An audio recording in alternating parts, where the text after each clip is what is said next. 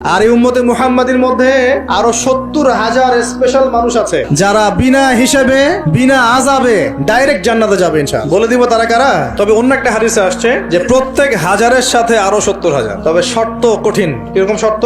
সাহাবীরা বসে ডিসকাস করছেন কে হতে পারে তারা। কেউ বলছেন তারা হয়তো প্রথম দিকের মুসলিমরা হবেন, কেউ বলছেন তারা হয়তো মুজাহিদরা হবেন, কেউ বলছেন তারা বদর যুদ্ধের সাহাবীরা হবে ইত্যাদি। তখন নবী সাল্লাল্লাহু আলাইহি ওয়াসাল্লাম আবার চলে আসলেন, ব্যাক করলেন। ব্যাক করে বলছেন তোমরা কি এই বিষয়ে কি বিষয়ে কথা বলছিলে? তখন সাহাবীরা বললেন আমরা তো ডিসকাস করছিলাম যে কারা হতে পারে সেই ৭০,০০০। নবীজি বললেন শোনো, ওই ৭০,০০০ মানুষ এক নাম্বার পাখি উড়িয়ে ভাগ্য গণনা করে না, মানে তারা ইসলাম এত কঠিন ভাবে পালন করে হাত দেখা রাশিফল এরকম শিরিকের ধার কাছেও নাই তারা। দুই নাম্বার তারা আগুনের শেকা বা উল্কি দিয়ে, এই ট্যাটু আছে না, ট্যাটু উল্কি আঁকে আগুন দিয়ে, এই ধরনের ট্যাটু উল্কি তারা আঁকে না শরীরের মধ্যে। এইসব কুলক্ষণে সুলক্ষণে তারা বিশ্বাস করে না। তিন নাম্বার তারা অবৈধ ঝাড়ফুঁক করে না, অবৈধ ঝাড়ফুঁক করে না। বৈধ ঝাড়ফুঁক করা যাবে, কোরআন হাদিস দিয়ে ঝাড়ফুঁক করা যাবে, কিন্তু অবৈধ কিছু ঝাড়ফুঁক আছে না তান্ত্রিক কবিরাজদের কাছে মানুষ করে, এগুলো করা যাবে না। চার নাম্বার হচ্ছে তারা সর্বাবস্থায় এক আল্লাহর উপরে তাওয়াক্কুল করে, ভরসা করে। তাদেরকে আল্লাহ পাক ৭০,০০০-এর মধ্যে আশ্রয় দিবেন, অংশ দিবেন ইনশাআল্লাহ।